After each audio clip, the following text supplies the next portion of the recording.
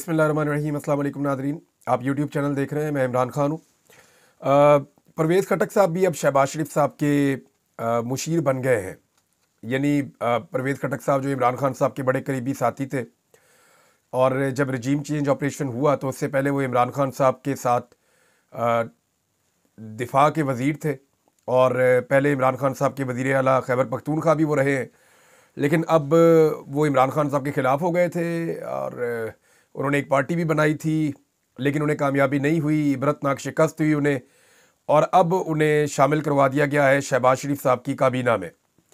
इसके पीछे कहानी क्या है, मैं ज़रा वो ढूंढ रहा था कि एक्चुअली ऐसी क्या मजबूरी आन पड़ी कि शहबाज शरीफ साहब को परवेज़ खटक को अपनी काबीना में शामिल करना पड़ा।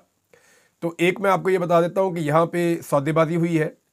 अब तकरीबन कोई 55 के करीब की काबीना हो चुकी है।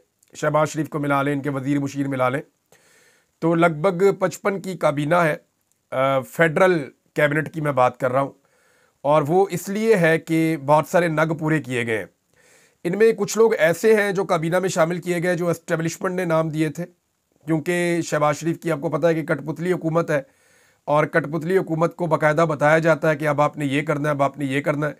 इनके ऊपर एक मॉनिटर भी लगाया हुआ है मोहसिन नकवी के तौर पे। तो कुछ नाम तो एस्टेब्लिशमेंट की जानिब से दिए गए थे, जिन्होंने एस्टेब्लिशमेंट के लिए खिदमात सर अंजाम दी। जैसे कि एक नाम जो है वो मुबारक ज़ेब का भी है। मुबारक ज़ेब को शामिल किया गया, और शहबाज शरीफ साहब का उन्हें बना दिया गया मावन खसूसी। जबकि औरंगज़ेब खिच्ची ये जनाब इमरान खान साहब के वोटों से कामयाब हुए थे। मुबारक ज़ेब भी पाकिस्तान तहरीक इंसाफ की सपोर्ट से कामयाब हुए थे। इन्होंने इमरान खान का नाम लेकर वोट मांगे थे, लेकिन ये दोनों लोग जो है उनमें से एक वज़ीर बन गया, एक मावन खसूसी बन गया। तो किच्ची साहब इन्होंने वोट भी डाला 26वीं आईनी तरमीम के हक़ में, ये उन लोगों में से एक है। अब परवेज़ खटक साहब को क्यों शामिल करना पड़ा, तो मैं आपको बता देता हूँ। परवेज़ खटक साहब तो इलेक्शन भी हार गए, उनके पल्ले भी कख नहीं था, या उनकी कोई ऐसी महारत भी नहीं है कि उनको मुशीर बनाना बड़ा ज़रूरी हो शहबाज शरीफ साहब के लिए। क्योंकि बाकी जो लोग उन्होंने शहबाज शरीफ साहब ने अपने साथ शामिल किए हैं, या तो वो लोग हैं जो उनके अपने ज़ाती ताल्लुकात वाले हैं, जिनके साथ ज़रा वो कंफर्टेबल रहते हैं, उन्हें शामिल किया। कुछ बंदे ऐसे भी शामिल किए गए इस कैबिनेट में जो नवाज शरीफ के थोड़े ज़्यादा करीब हैं, तो उन लोगों को भी बीच में लाया गया। नवाज शरीफ साहब का ग्रुप भी अकोमोडेट किया गया, शहबाज शरीफ साहब के बंदे भी अकोमोडेट किए गए, जबकि एस्टेब्लिशमेंट ने अपने बंदे भी अकोमोडेट किए। तो इस तरह ये मिल मिलाकर पूरी जो तादाद इस वक्त बन गई है वफाकी काबीना की, ये कोई 55 के करीब लोग हो गए हैं। लेकिन मज़े की बात यह है कि परवेज़ खटक साहब क्यों?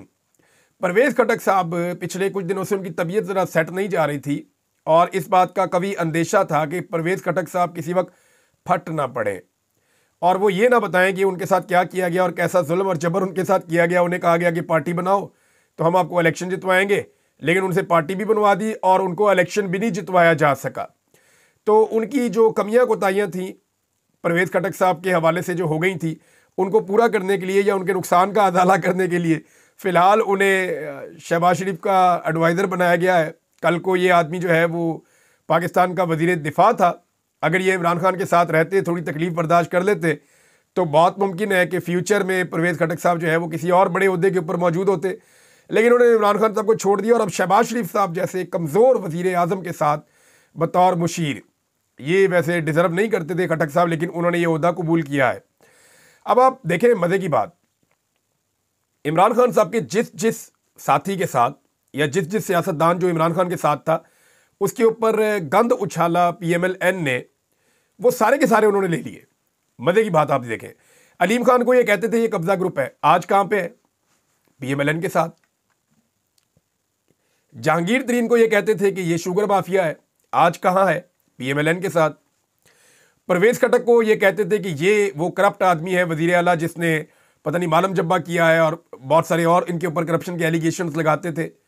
हालांकि मैं उनमें नहीं मानता। परवेज़ खटक ने बहुत अच्छा काम किया था जब वो वज़ीर आला थे खैबर पख्तूनख्वा के। तो परवेज़ खटक भी आज कहाँ है जिनके ऊपर ये करप्शन के इल्ज़ामात लगाते थे PMLN के साथ?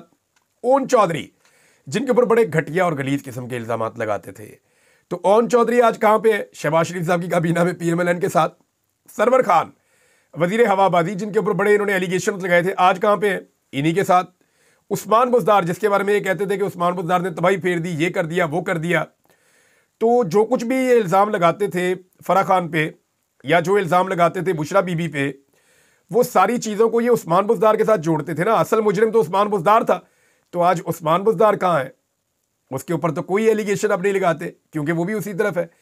तो मामला ये है कि जिसको इन्होंने बुरा कहा वो सारी बुराइयां ये अपने साथ अपने घर लेकर चले गए, और इमरान खान साहब आज भी वहीं खड़े हैं जहां कल खड़े थे, और वो डील करने पे तैयार नहीं है, जो बात अभी तक की समझ आ रही है। सिंपल ये है कि इमरान खान साहब डील नहीं कर रहे।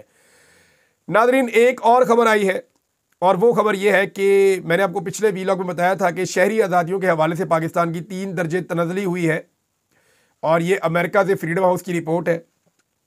और वो रिपोर्ट ये बताती है कि शहरी आज़ादियों के मामले पर पाकिस्तान की 3 दर्जे तनज़ली हुई है।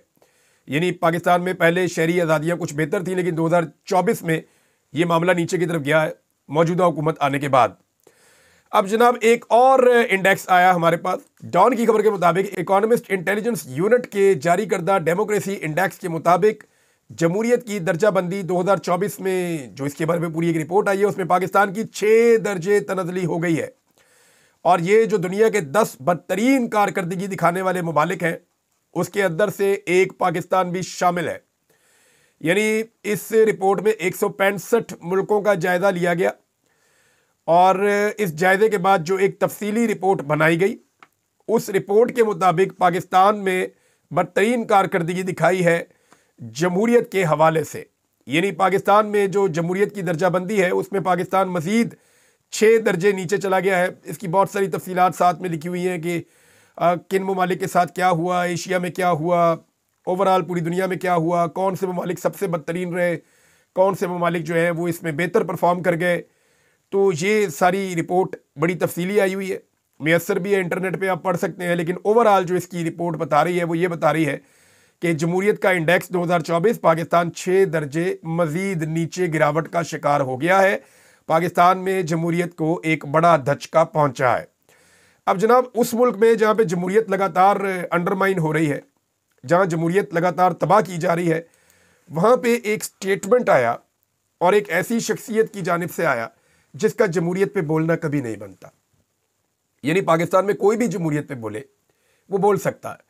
हत्ता कि मैं ये कहता हूँ कि डिक्टेटर भी अगर जमहूरियत पे बात करना चाहे तो वो कर सकता है। लेकिन जो कुछ इस जमहूरियत के साथ सिकंदर सुल्तान राजा साहब ने किया है, उनका बोलना नहीं बनता, क्योंकि जमहूरियत की जो बेस है वो अवामी इंतखाबात पे होती है, कि अवामी राय के ऊपर होती है, कि जमहूर की आवाज़, और वो वोटिंग के ज़रिए से होती है। और जो वोटिंग के साथ किया है सिकंदर सुल्तान राजा साहब ने, उनका तो जमहूरियत के ऊपर लेक्चर देना या बात करना बनता ही नहीं है। अब उनका ज़रा स्टेटमेंट आप चेक कीजिए कि उन्होंने कहा क्या। वो ये कहते हैं जमहूरियत उस वक्त परवान चढ़ती है जब हर आवाज़ सुनी जाए। यानी वो कह रहे हैं कि हर आवाज़ सुनी जाए, छोटी से छोटी आवाज़ जो है उसको भी सुना जाए। सिकंदर सुल्तान राजा साहब का फरमान है। लेकिन बात यह है कि पाकिस्तान की जो सबसे बड़ी आवाज़ थी, पाकिस्तान तहरीक इंसाफ, उसको सुनने से इनकार किसने किया? सिकंदर सुल्तान राजा साहब ने। उनके कागजात नामजदगी तक इनके दफ्तरों में छीने गए सिकंदर सुल्तान राजा साहब के दौर में, और आज वो जमहूरियत के ऊपर दर्स दे रहे हैं। तो इनका तो जमहूरियत का नाम लेना या जमहूरियत के बारे में बात करना तक नहीं बनता। नादरीन, एक तरफ तो जमहूरियत में पाकिस्तान में जो है वो गिरावट आई है। कोई शोबा ऐसा नहीं है जो पाकिस्तान का आगे बढ़ रहा हो, जहाँ पे पाकिस्तान तरक्की कर रहा हो। हत्ता कि ये एक और रिपोर्ट है मेरे पास, और ये रिपोर्ट बता रही है कि सिर्फ जनवरी के महीने में 63,000 अफराद पाकिस्तान को छोड़कर चले गए। मुशीर खजाना खैबर पख्तूनख्वा मुजम्मल असलम ने कहा कि मौजूदा हुकूमत में लाखों अफराद ने मुल्क छोड़ने का जो है वो फैसला किया, और वो मुल्क छोड़ कर चले गए। उन्होंने बताया कि शहबाज शरीफ हुकूमत में मुल्क से 20 लाख लोग हिजरत करके चले गए। जब पढ़े लिखे लोग, तरबियत याफ्ता लोग मुल्क छोड़कर चले जाएंगे तो क्या खाक मुल्क तरक्की करेगा। उन्होंने कहा कि तरसीलात में इजाफा मुल्क की तरक्की नहीं बल्कि पस्ती की निशानदेही कर रहा है। रवां साल जनवरी में 63,000 अफराद पाकिस्तान छोड़कर नौकरी के लिए पाकिस्तान से बाहर चले गए। वजीर आज़म और वज़रा शर्मिंदा होने की बजाय बेरोज़गारी ख़त्म होने की मुबारकबादें दे रहे हैं। अब इसमें जो है वो एक चीज़ मैं आपके सामने और रखता हूँ, आप अंदाज़ा करें ना कि ये जो वज़रा की तादाद में इजाफा किया गया, ये ऐसे वक्त में किया गया है जिस वक्त पाकिस्तान छोड़ के इसलिए बाहर जा रहे हैं कि यहाँ नौकरियाँ नहीं मिल रही। यानी इस मुल्क में आम पाकिस्तानियों के लिए नौकरियाँ हैं नहीं, और जो वज़रा हैं उनकी फ़ौज के अंदर इजाफा किया जा रहा है। आईएमएफ ये तो पूछता है पाकिस्तान से कि ये क्यों किया, वो क्यों किया, यहां खर्चा क्यों बढ़ाया, लेकिन एक एक वजीर के ऊपर कितना खर्चा होता है इसके ऊपर आईएमएफ हिसाब नहीं लेता। यानी दुनिया के बड़े बड़े मुल्कों में इतने वज़रा नहीं है जितने वज़रा हम पाकिस्तान जैसे एक गरीब मुल्क के अंदर पाल लेते हैं। और ये जितने वज़रा बनाए गए हैं इनमें से अक्सरियत की एक्सपर्टीज है ही नहीं वजारतों के अंदर। इन्हें सिर्फ वजीर इसलिए बनाया गया है ताकि इन्हें राजी रखा जा सके और हुकूमत को लंबा खींचने की कोशिश की जा सके। अब वो ये जो मर्जी कर लें, कितना के लंबा खींच लेंगे, एक हद तक खींच सकते हैं, उससे आगे ये हुकूमत तो जा नहीं पाएगी। खबरें तो आ रही हैं, कुछ लोग ऐसी बातें भी कर रहे हैं कि शायद बहुत जल्द पाकिस्तान एक इलेक्शन की तरफ बढ़ेगा, क्योंकि इलेक्शन करवाने के अलावा पाकिस्तान के पास दूसरा कोई और रास्ता नहीं है। मियां नवाज शरीफ साहब ने जनाब स्टेटमेंट दिया है, बड़े अरसे के बाद मियां साहब निकले और निकल के उन्होंने बात की है। एक तो मैं इस स्टेटमेंट को एहसन इकबाल साहब के एक स्टेटमेंट के साथ मिला के पढ़ना चाहूँगा। पहले एहसन इकबाल साहब क्या कह रहे हैं ज़रा वो सुन लें आप। वो कह रहे हैं रमज़ानुल मुबारक के बाद मियां नवाज शरीफ मुल्क के चारों सूबों का दौरा करेंगे। पंजाब के जलसों में शहबाज शरीफ और मरियम नवाज भी शिरकत करेंगे। जलसे पार्टी की अवामी हमायत को मजीद मजबूत बनाएंगे। बात यह है कि कल्ले हैं जनाब, आप जहाँ मर्जी जलसा करें, चाहे रायविंड के अंदर जलसा करें, चाहे किसी सड़क पे जलसा करें, चाहे किसी प्लॉट पे जलसा करें, चाहे किसी शादी हाल में जलसा करें, चाहे अपने घर के अंदर जलसा करें, आप कर सकते हैं, क्योंकि आपको अकेला छोड़ दिया गया मैदान में। इस वक्त जो रेस का मैदान है उसमें नवाज शरीफ को अकेला छोड़ा गया है कि मियाँ साहब नस लो पज लो, अगर आप रींगते हुए भी जाएंगे तो आप पहले नंबर पर ही आएंगे, क्योंकि बाकी सारे जो प्लेयर्स हैं जो मियाँ साहब के साथ मुकाबला कर सकते हैं रेस के मैदान में, उन्हें तो मैदान से बाहर कर दिया गया है। और इस मैदान का जो सबसे बड़ा खिलाड़ी है उसको जेल में बंद कर दिया गया है, और उसकी पार्टी को तो बिल्कुल इजाज़त ही नहीं है एक छोटा सा वर्कर कन्वेंशन करने की भी। तो जब तक आप अकेले खेलते रहेंगे एहसन इकबाल साहब, आप जीतते रहेंगे, लेकिन जैसे ही आपको मुकाबले में किसी मुखालिफ का सामना करना पड़ेगा तो फिर दूध का दूध और पानी का पानी हो जाएगा। नवाज शरीफ साहब का स्टेटमेंट मैं आपको बता देता हूँ। नवाज शरीफ साहब कह रहे हैं कि जब भी मुल्क तरक्की की राह पर गामजन हुआ उसे सियासी बहरानों में धकेला गया। ये नहीं बताया कि किसने धकेला, ये मियाँ साहब अब नहीं बताएंगे कि एस्टेब्लिशमेंट ने किया ये, क्योंकि मियाँ साहब जैसे ही इक़्तिदार से उतरेंगे फिर बताना शुरू करेंगे कि एस्टेब्लिशमेंट ने किया। अभी नहीं कहेंगे वो, अभी वो इंतज़ार करेंगे और एस्टेब्लिशमेंट का नाम लेते हुए या जिन्होंने बहरानों के अंदर धकेला उनकी बात करते हुए मियाँ साहब अभी खौफजदा रहेंगे, बात नहीं करेंगे। बहरहाल ये जाहिद खान साहब ने जो है वो ज्वाइन किया है, ये ANP के रहनुमा थे, सेक्रेटरी इंफॉर्मेशन थे, और इन्होंने अपनी पार्टी छोड़कर PMLN को ज्वाइन कर लिया है, क्योंकि ANP की अब सारी की सारी सियासत सिर्फ एंटी इमरान खान रह गई है। ना उनका कोई नज़रिया बचा, ना उनकी कोई जमात बची, ना उनके पल्ले कख है। हालात उनके ये हो गए हैं कि उनका कोई भी बंदा इलेक्शन नहीं जीत पा रहा। और जो एक और बड़ी उनकी अजीबोगरीब बेइज्जती हुई वो ये हुई कि उनकी पार्टी का जो सरबराह है वो जाकर बलूचिस्तान से, अवामी नेशनल पार्टी है, खैबर पख्तूनख्वा की पार्टी है, जो पार्टी का सरबराह है वो जाकर बलूचिस्तान से सेनेटर बन के आता है। तो इससे बड़ी शर्मिंदगी तो और कोई हो नहीं सकती। तो वहाँ उनको आइडिया हो गया था इस पार्टी को कि अब इस पार्टी का वजूद कायम नहीं रह सकता, लिहाजा पाकिस्तान तहरीक इंसाफ का मुकाबला करना है तो किसी और बड़ी जमात में जाना चाहिए। तो वो फिर जाहिद खान साहब भी चले गए PMLN के अंदर। अब नवाज शरीफ साहब का जो बयान है कि सियासी बहरानों में मुल्क को धकेल दिया जाता है, तो सबसे ज़्यादा ऐसा किसने किया? यानी ये हमेशा एस्टेब्लिशमेंट करती है, लेकिन मियाँ नवाज शरीफ साहब ने हमेशा अपने मुखालिफिन के खिलाफ सियासी बहरान तैयार किए, चाहे वो IGI की सूरत में उन्होंने किया हो, चाहे वो उन्होंने जुनेजो की पीठ में छुरा घोंपा हो, चाहे 2 मरतबा उन्होंने बेनज़ीर की हुकूमत गिराई हो, चाहे उन्होंने आसिफ अली जरदारी की हुकूमत के खिलाफ जो है वो पूरी कंपेन चलाई हो और पूरी साजिश की हो, चाहे उसके बाद उन्होंने इमरान खान साहब की हुकूमत को गिराया हो। तो सबसे ज़्यादा मरतबा लोगों की हुकूमतें गिराने में एस्टेब्लिशमेंट के बाद अगर किसी का रिकॉर्ड है तो वो मियाँ नवाज शरीफ साहब का है कि सबसे ज़्यादा उन्होंने हुकूमतें गिराई हैं लोगों की। हालांकि उनकी जो हुकूमत थी उसको 5 साल पूरे करवाए गए, 2013 से लेकर 2018 तक। हालांकि अवाम उस वक्त भी कहती थी कि अर्ली इलेक्शन करवा ले, लेकिन उनको 5 साल मुकम्मल करने दिए गए। और उसके बाद जो पाकिस्तान तहरीक इंसाफ की हुकूमत आई तो फिर मियाँ साहब ने एक दफ़ा साजिश की और फिर हुकूमत गिरा दी। तो चलती हुई जमहूरियत और चलती हुई हुकूमतों के तसलसल को जो सबसे ज़्यादा पाकिस्तान में किसी ने नुकसान पहुँचाया तो मियाँ नवाज शरीफ साहब ने पहुँचाया। मियाँ साहब को ये बात समझनी पड़ेगी कि वो इस सिलसिले को बंद करें ताकि पाकिस्तान आगे बढ़ सके। और ये इसी चीज़ ने आज मियाँ साहब की सियासत को वहाँ पहुँचा दिया है कि वो हुकूमत में होने के बावजूद बेचारे ये प्लान करते रहते हैं कि जलसा कैसे करें, लोगों में कैसे जाएं, अवाम से कैसे मिले। अब जब ये अवाम में निकलेंगे तो इन्हें पता चलेगा कि अवाम इनके बारे में क्या सोचती है और अवाम की इनके बारे में क्या राय है। मैं सुन रहा था मंसूर अली खान साहब के प्रोग्राम में कुछ नौजवानों को, तो मैं हैरान हो रहा था सुनकर। नौजवान इतने क्रिस्टल क्लियर है कि वो वन साइडेड ओपिनियन दे रहे हैं। बहुत कम शादो नादर कोई बच्चा या कोई बच्ची निकलती है जो ये कहते हैं कि हम पीएमएलएन की कारकर्दगी के ऊपर कुछ मुतमईन है, या हमें लगता है कि ये बेहतरी ले आएंगे। अक्सरियत जो है, यानी अगर मैं आपसे ये कहूँ कि वो 70% से ज़्यादा, तो इससे भी ज़्यादा है, बल्कि यानी 100 बच्चों में से मेरे ख्याल में 80% से ज़्यादा बच्चे एक तरफ खड़े होते होंगे, और इक्का दुक्का बच्चे होते हैं जो कहीं ये कह दें कि जनाब पीएमएलएन से उन्हें कोई उम्मीद बाकी है। तो ये हालात इनकी जमात के पैदा हो चुके हैं, और बदकिस्मती से इन्होंने अपने साथ ये सारा जुल्म खुद किया है। अब पब्लिक में कैसे जाएं और पब्लिक में जाके पब्लिक को फेस कैसे करें, ये तो ईद के बाद जब मियाँ साहब निकलेंगे तब पता चलेगा। दावे तो इन्होंने पहले भी बहुत किए हैं, बार बार कहते हैं कि मियाँ साहब को फिर से लॉन्च कर रहे हैं, मियाँ साहब एक मरतबा फिर लॉन्च होने जा रहे हैं।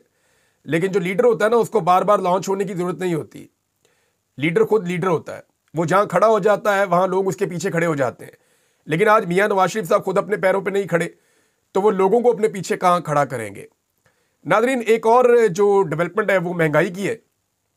हुकूमत जो मर्जी कहती रहे, आप अपने किचन की चीज़ों के आदादो शुमार उठाकर देख लें। पेट्रोल की कीमत हो, घी की कीमत हो, दालों की कीमत हो, चावलों की कीमत हो, आटे की कीमत हो, या जो ज़रूरियात ज़िंदगी बाकी हैं, बिजली की और गैस की कीमत हो, इन तमाम चीज़ों की कीमतों को जब आप प्लस माइनस करके देखते हैं तो इमरान खान के दौर में जो महंगाई थी आज उससे दुगनी से भी ज़्यादा है। हालात को इतना मुश्किल कर दिया गया है आम आदमी के लिए। ऐसे में मेरे ख्याल में इस वक्त पाकिस्तान के सोशल मीडिया पे बड़ी रिस्पॉन्सिबिलिटी आयद होती है कि वो आम लोगों की आवाज़ को हुक्मरानों तक पहुंचाए, क्योंकि मीडिया तो ये काम करेगा नहीं। जो आपका रवायती मीडिया है उसको जिस तरह से इश्तिहारात से उनका पेट भरा जा रहा है, रवायती मीडिया कभी भी ये काम नहीं करेगा। लिहाजा पाकिस्तान के सोशल मीडिया की ये जिम्मेदारी बनती है कि वो इस वक्त फौरी तौर पर अवामी राय को इकट्ठा करना शुरू करे और अवामी राय से आगाह करें हुक्मरानों को और सारी सियासी जमातों को और सब लोगों को। इस पे अपोजिशन को भी एक हिकमत अमली बनानी चाहिए। अपोजिशन जमहूरियत की बात करती है, आइन की बात करती है, बाकी चीज़ों की बात करती है, रूल ऑफ लॉ की बात करती है, लेकिन उन्हें महंगाई की बात करनी चाहिए जो आम अवामी मसला है। ये वो इशू है जिसके साथ लोग जुड़े हुए हैं। तो किसान की बात करें, मजदूर की बात करें, गरीब की बात करें, बेरोज़गार की बात करें, और जो बढ़ती हुई महंगाई है इसके ऊपर ज़रूर बात करें अपोजिशन, क्योंकि जब वो अवाम की बात करेंगे तभी अवाम को उनकी बात समझ आएगी। नादरीन, जो पैसा आया था सैलाब मुतासरीन के लिए, ये $1 अरब की बात हो रही है, और ये जो पैसा आया था ये सेनेट की कायमा कमेटी के अंदर इसका हिसाब किताब हुआ है। सेनेटर सैफुल्लाह अबरू, ये इमरान खान साहब की जमात से इनका ताल्लुक है, और इन्होंने कुछ मामला उठाए कायमा कमेटी के अंदर। उन्होंने कहा सूबा सिंध के अंदर जो ग्रांट आई थी और जो पैसा आया था लोगों के घर तामीर करने के लिए, वो पैसा लोगों के ऊपर खर्च नहीं किया जा रहा। ये पैसा कहाँ जा रहा है इसका कोई हिसाब किताब नहीं है। नाज़रीन, मुझे अच्छी तरह याद है, मैं फ्लड्स के दिनों में जिन इलाकों में गया था, मैंने वहाँ बहुत सारे लोगों के मेरे पास राब्ते थे। जब उन लोगों से हम फीडबैक मांगते हैं तो वो कहते हैं जी हुकूमत ने तो अभी तक कोई काम नहीं किया। तो वो जो इतनी इमदाद आई थी अरबों रुपए की, वो इमदाद गई कहाँ पे, उससे किसका घर बन रहा है? तो यहाँ पे जो आलमी बैंक है उसने $1 अरब दिया था इमदाद के नाम के ऊपर, और सिर्फ $24 करोड़ खर्च किए गए हैं। ये जो रिपोर्ट आई है सेनेट में, इसके मुताबिक यानी सिर्फ चौथाई हिस्सा पैसे का जो है वो खर्च किया गया है, लेकिन वो भी कागज़ों में ही खर्च हुआ है, ज़मीन पे तो कुछ भी दिखाई नहीं दे रहा। नादरीन, एक और खबर है, और ये खबर बलूचिस्तान से है।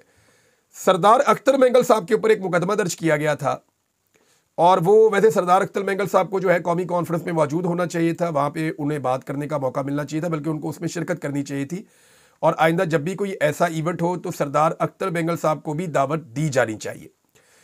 अख्तर मेंगल साहब के ऊपर खुसदार में मुकदमा दर्ज किया गया था। खुसदार का जो वड का थाना है वहाँ पे मुकदमा दर्ज किया गया, और 1200 मजीद अफराद के ऊपर मुकदमा दर्ज किया गया। वो थाने पहुँच गए गिरफ्तारी देने के लिए कि जनाब आप मुझे गिरफ्तार कर लें। पुलिस ने गिरफ्तार करने से इनकार कर दिया, बल्कि पुलिस डर गई उन्हें गिरफ्तार करने से। तो अख्तर मेंगल साहब ने बताया जनाब ये मुकदमा खाली मेरे ऊपर नहीं किया हुआ, ये कुछ ऐसे लोगों पे किया हुआ है जो बच्चे हैं, माइनर हैं, कुछ खवातीन के ऊपर भी किया हुआ है मुकदमा, और कुछ ऐसे लोगों पे मुकदमा कर दिया जो इस दुनिया से चले गए, जिनका इंतकाल हो गया। कैसी ज़्यादती की गई है वहाँ पे पुलिस की जानिब से। अब अजीबोगरीब हुकूमत है, जिन लोगों को हुकूमत में लाया गया उनका ना सियासत से कोई ताल्लुक है ना आवाम से कोई ताल्लुक है, ज़बरदस्ती लाकर बिठा दिया गया है, और उसका नतीजा फिर यही निकलता है कि जो इज़्ज़तदार होते हैं उनकी भी पगड़ी उछलती है, नौजवान भी मुतनफ़र होते हैं। बहरहाल पुलिस ने सरदार अख्तर मैंगल को गिरफ्तार करने से इनकार कर दिया और मुकदमा भी वापस लेने से इनकार कर दिया। वो वहाँ पे आए, उन्होंने मीडिया के साथ बात की और मीडिया से बात करके लोगों को बताने के बाद वापस चले गए। नाज़रीन, अब तक के लिए इतना ही। अपना ख्याल रखिएगा, अपने इस चैनल का भी। अल्लाह हाफ़िज़।